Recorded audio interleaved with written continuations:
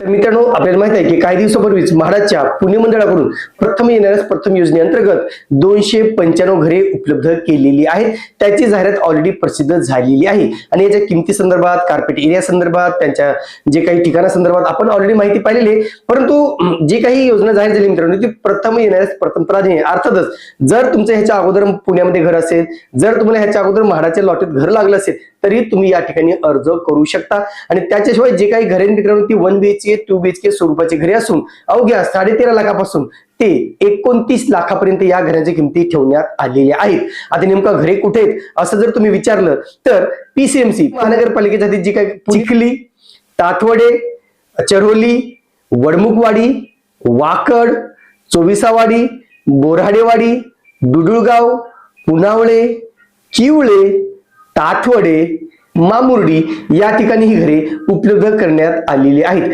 तिथेच PMC अर्थात पुणे महानगरपालिकेच्या हद्दीमध्ये चांगल्या ठिकाणी घरे आहेत. मित्रांनो, ठिकाण कुठले आहेत असं जर विचारलं तर यामध्ये मुंढवा, येवलेवाडी, हडपसर, लोहगाव, वडमुखवाडी, नांदेड सिटी, मोहम्मदवाडी, येवलेवाडी, वाघोली, धानोरी, फुरसुंगी, पिसोळी या ठिकाणी ही घरे उपलब्ध करून देण्यात आलेली आहेत.